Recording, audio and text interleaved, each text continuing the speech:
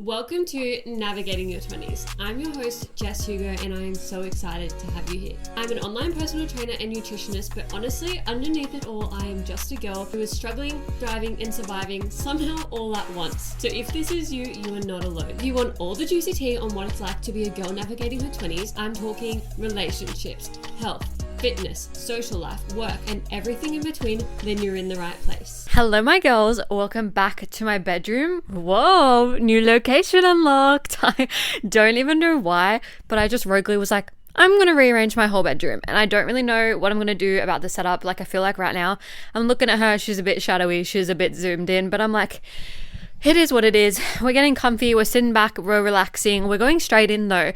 I really want to talk about yo-yo dieting. The reason you keep yo-yo dieting, the most common thing I see from girls, yo-yo dieting. Like, I completely understand why this is a thing. It is something that I have struggled with in the past, where I would be so on and quote unquote good for a couple of weeks. I'd be really smashing it. I would like literally be looking good, seeing the results, and then I would just go insane. I would go crazy, and like, I wouldn't even call it a binge, because a binge is obviously like almost like an episode where you are like binging in the moment and consuming everything in sight in the moment. But yo-yo dieting is where you're like falling off, going back on, falling off, going back on, right? So like, essentially, it's just like you're really consistent, dropping off, like yo-yo is exactly what the name suggests. But yeah, I've done that before, and then I fall off, and then I want to eat everything in the world, and then I'm super bloated and I feel shit again, and then I want to lose weight again, and I'm like, what the fuck is wrong with me? When like in reality, there's nothing wrong with you. It is like the concept of how we think we need to be to lose weight and succeed, and what we think we need to do.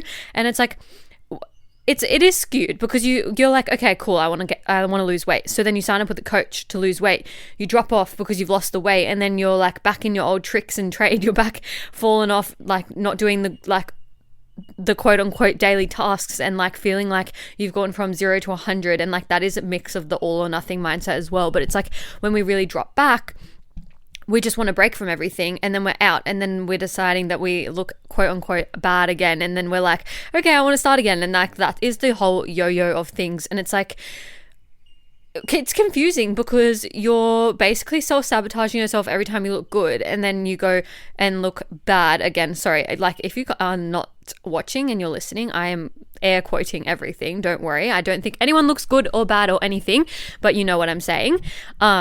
Yeah, if you think you then look like bad, then you want to start a deficit again, and you're going in and out, but then you can't stick to it because it feels so restrictive. And I see it very often with like mini cuts or aggressive cuts. So there is a difference between a mini cut and a cut in general. Mini cuts are more extreme and restrictive. Mini cuts are for a shorter period of time.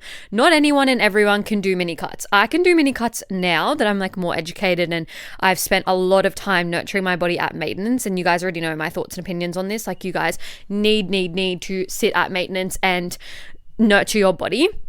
And you already know all my feelings on this. But when in the past, when I wouldn't do maintenance, because I told you guys that I would like refuse and think it was such a waste of time and money, when it literally isn't, you're doing yourself more of a disservice by not doing those things. You actually waste more time and more money going in and out of deficits all the time. And I see it really, really often. You go in with a coach that you potentially lost weight with before. You ended up, when you lost the weight, because you're like, cool, I'm happy, I'm done. You went back in with all the weight gained plus more, and then you're struggling to actually commit to the deficit. And it doesn't mean that coach is now shit. You know you've seen results with them, and it doesn't mean you're now shit and you can't get results, because again, you know you've put in the work and seen results before. It means that you actually shouldn't be in a deficit right now, and these calories are not truly what you're sticking to. And if you feel caught out right now, you're not alone in this. Like, as I said, I've been there before, where I'll be like tracking things and secretly eating things that weren't tracked, and I'd be like, I don't know why, and I was just being so delulu, and I wouldn't face the facts that reality was I wasn't tracking accurately. Reality was I wasn't meant to be in a deficit in that time and phase, which is fine, which is actually okay. Why are we wrong for not being able to stick to a deficit? Like, that shouldn't be the case. But yeah, essentially, it's like, there's times and places where you're like, you physically cannot. You literally dread opening MyFitnessPal. You feel so obsessed with the numbers, and then your body starts resenting it. Your body is like going into fuck it mode, connecting with your brain, telling your brain, fuck it, we're not doing this anymore. And that is how the yo-yo gets created. And it's because, okay, so we have the initial deficit. Whether you're in a bad place or not, meaning like whether you've nurtured at maintenance or not, you're ready, you're locked in, ready to go. You're at the top tier of motivation. You want to get in, get it done. But then life gets in the way because life is always lifing. You and your boyfriend break up. You get in a fight with one of your coworkers or one of your best friends. Your boss is in a bad fucking mood. It's ramping up at work and everyone's got these hectic KPIs they need to reach.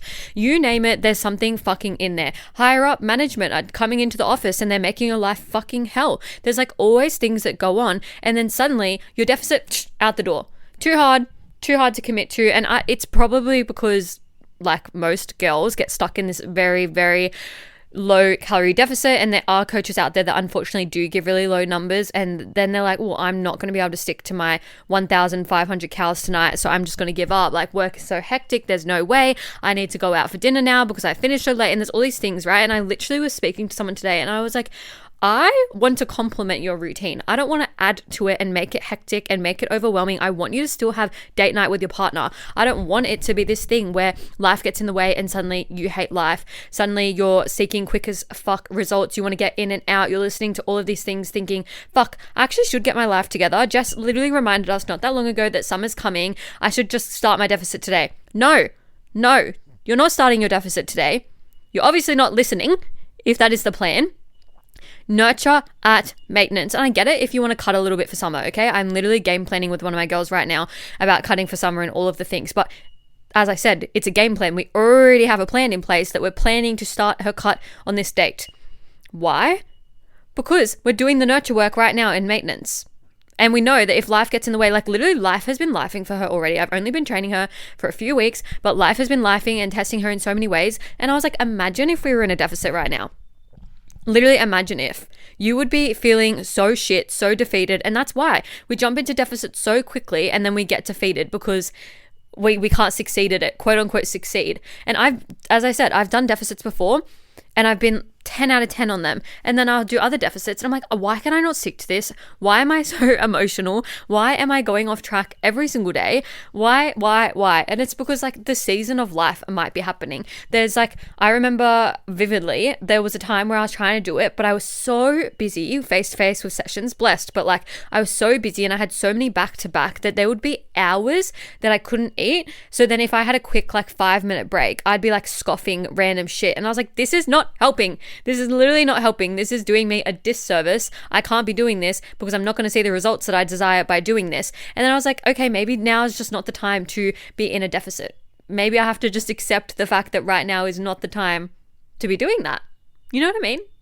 As I said, the maintenance phase is the phase everyone skips.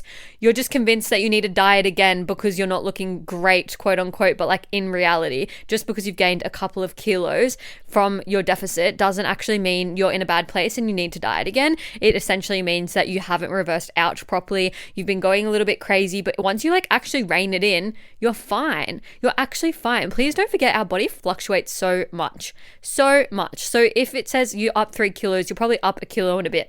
Like in reality, between water weight, maybe just having a higher sodium night, heavy carb night, whatever the thing may be. I know that if I like eat out and have a really high sodium meal, for example, like Thai, I know the next day I'm going to be more water heavy, more like bloated, and I'm going to be a bit heavier on the scales. And that always is the case. And I know, okay, cool. Thai equals heavier on the scales. So I know I ate Thai yesterday. I know I didn't gain fat overnight, and that is just the thing that it is. It's very common with like Chinese, like Asian food. It has a lot of sodium in it. Think like noodles and things like that. So the expectation once you eat those foods is that you're going to be up on the scales, and I think we just need to allow that to happen. As I said, your maintenance phase is a phase that kind of regulates. It lets your body breathe. It actually allows our hormones to level out so that we're actually, because we're feeling ourselves.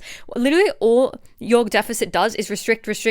So your hormones are going up and down like crazy, not understanding what's going on. They just are deprived from essential vitamins and minerals that you fucking need. I see so often that in a deficit, obviously you can't fit as much food. You have less food choices. And then you want to just eat the foods that make you feel good. And then next minute you've had like some chocolate, which is fine. You can fit it in, but you've probably had a bit more than you should have. And then now you can't fit in your fruit and veg because you've had too many carbs throughout the day. And now you're kicking your fruit and veg to the side. And it's like this toxic cycle down around and around. And it's like you're putting calories over health. And then this is why we yo-yo in and out. Our hormones are feeling fucked. Our hormones are like, oh my God, give me a fucking break. Not to even mention, and I have said this before, I see so many females under eating fats. Fats do not equal fat. meaning you're not going to be gain fat by eating fats. But if you are avoiding fats and not having enough fats, your body's not going to do what you want it to do. It is not going to drop the weight. It is not going to be functional. You're going to find that you have hormone imbalances. And like, don't get me wrong. You already know I have a chronic health condition. I have PCOS. My hormones can be fucked too, but I work with them as much as I can. And I don't feel defeated by things I can't control. I literally went on a walk today and I was getting severe like pain like through my ovaries where all my cysts are for no reason. I wasn't walking super fast. I wasn't out of breath. I like literally nothing. I was getting stitching, like stitches. You know what I mean? Like when you have a stitching and pain just out of nowhere. And I was like, this is out of my control. I can't control this. I'm just going to keep moving and breathe through it and like rub it. I was like literally rubbing it while I was walking. And I was just like, I can't control this. I could go home and sit here right now and cry about it and get so frustrated about it, but I can't do anything about that. So what am I going to do? I'm going to come home. I'm going to eat some healthy fats. I'm going to, eat some food. Maybe I'm a bit underfueled right now because I'd gone straight from like my morning sessions into the walk and I didn't really eat them enough. I'd eaten a bit, but not enough. And like all of the things. And I was like, your body will tell you. Your body will give you signs. If you're in a deficit right now and you're literally not going to the bathroom regularly, that's your body telling you. If you're getting super fatigued and feeling like you need to nap by 2 p.m., that's your body telling you. If you're finding that you're starving even after you've just eaten, that's your body telling you. And this is why you're falling in and out. You find yourself emotional eating because you haven't spent enough time at maintenance and your body's like, fuck, give me a break. And yes, emotional eating is a reaction. But if you're thinking, fuck it mode, I can't do this, can't eat it, then eating it, then feeling guilty and being stuck in this cycle, it's because you have spent so long dieting and trying to be good that now you're just feeling stuck. And it's really common, like I've written down here, stress, boredom, loneliness, celebrations, everything can kind of trigger eating as a coping mechanism. And it's very, very common of like going to food for comfort, going to food when feeling emotional. It's creating this cycle of restriction because you emotional eat. Then you feel really guilty for doing that. And then you want to work out and burn off, quote unquote, those calories. And then you want to restrict again. And then it's like, here we are again. You're now emotional again and eating again. And like, don't get me wrong. I'm an emotional gal too. I've been there too. Like, you're not wrong for any of this. But this is why sometimes I'm like, okay, we don't need to do the deficit because we're just yo-yoing in, out, in, out. If you reflect on this year, how many times have you started a deficit and like it's failed? Let's just use that word. How many times has it been? Because I've seen so many girls, I have girls in my DM saying that they have literally gone in and out the whole entire year. They've spent this whole year feeling stuck. Like we're in October and they've spent 10 months of the year feeling stuck. And I'm like, I hate that for you. I literally hate that for you. Imagine if you just did maintenance for even like 6 of those months. You'd be in such a better position now than you were then. And I get it. You get to the point where you're like, what's the fucking point anymore? I'm literally just gaining weight rapidly. I'm literally just, the scales are just moving up. My clothes aren't fitting. Like, what is the point? But it's like, we need to come into that consistency piece as well. The reason your body never changes, the reason you fall back out, fall back in is because you drop off with everything at once. You don't just like oh, my nutrition's a bit shit. You're like, okay, my nutrition's shit. I'm not going to train. I'm not going to move my body. I'm not going to go for walks. And then it's like, you're gone. All your habits are out the window. And when like in reality, just because your nutrition isn't on doesn't mean you should drop off your training, drop off your steps. Like literally, I just like, am like, I keep myself accountable by being like, hey, want to go for a walk? Like I literally just invite people for walks. You guys already know I recently did my community walk and I had like, that was the second one I've run. And I'm always like, cool guys, like let's just go for a walk. Like I want to just get you out of the house. And if you're listening to this, like I want to go to the community walk, you can. It's open to everyone. Watch this space. If I send through details of another one, I will let you know. It's open to everyone. You don't need to be a client. But it's like, we need those little pieces of motivation to be like, okay, I can't really be fucked going for a walk, but I know everyone's going, so I want to go. I want to keep up that consistency. I know I haven't been walking lately. I want to go do that thing. And it's like, instead of getting in this place of like dropping everything, seeing the scale going up, panicking, quitting, trying something new, thinking your coach sucks, thinking this sucks, that sucks. Like it's actually like, hey, let's give your body some time to respond because you're not getting a chance to breathe.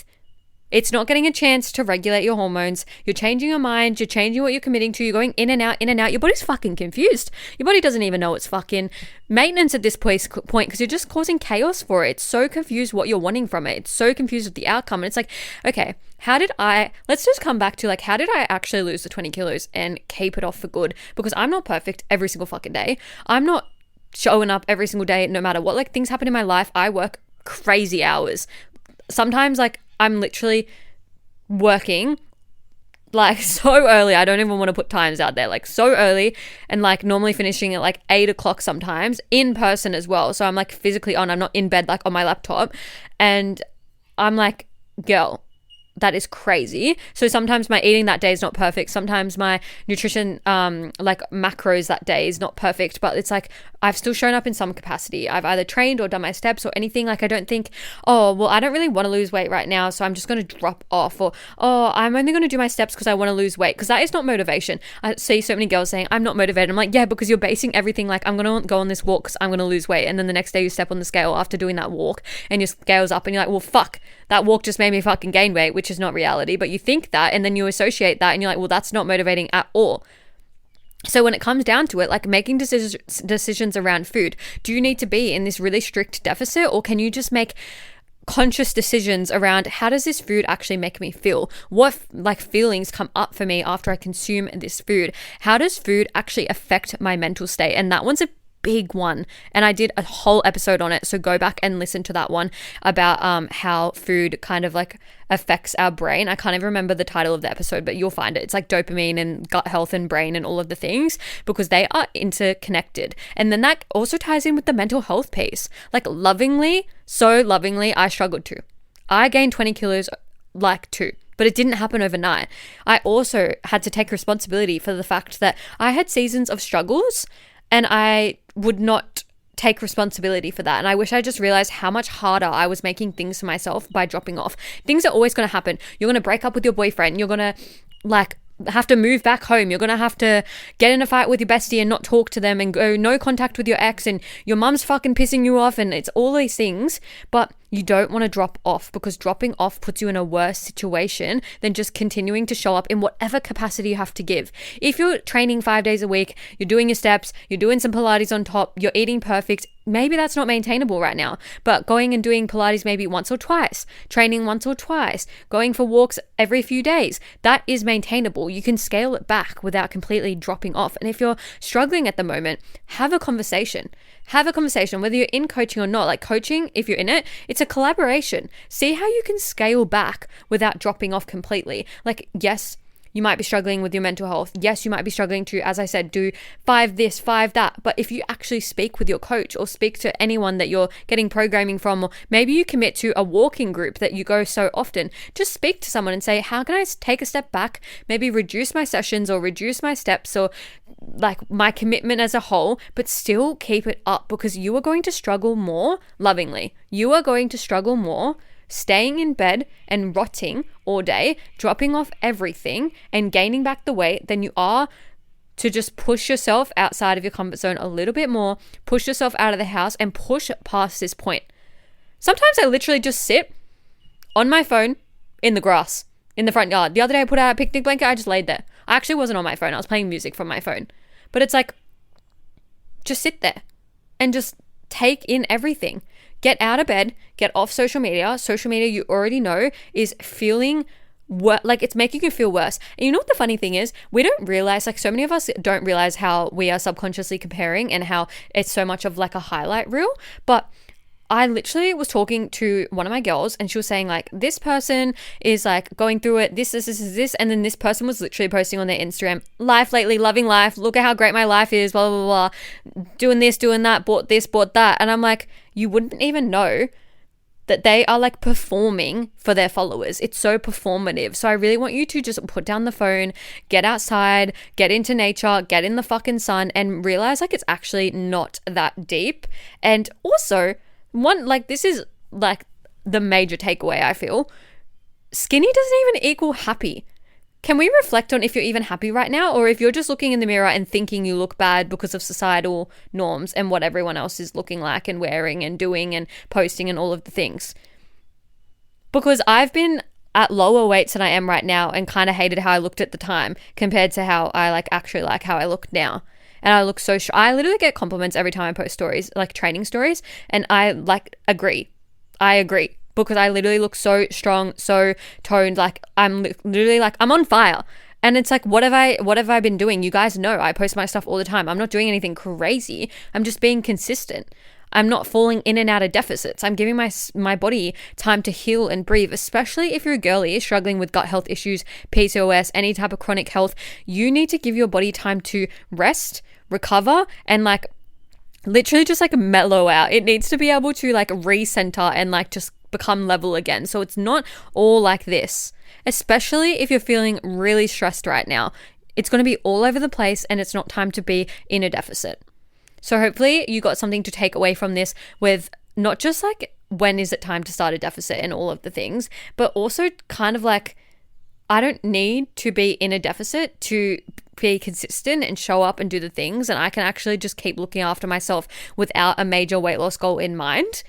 I hope you enjoyed this episode. I know it was a lot, but I trust you, girl. I think you are about to go into maintenance and see amazing results and all of the things. If you enjoyed this episode, rate the podcast 5 stars and I will catch you in the next one. Mwah. That's a wrap on another episode of Navigating Your 20s. Thank you so much for joining me and taking the time to listen. If you enjoyed the conversation, vibes, and got something out of today, please feel free to send me a DM with any key takeaways and feedback, or share on your socials and tag me so we can connect. If you liked today's episode and you're wanting more from me, you can find me on all socials at success.withjess.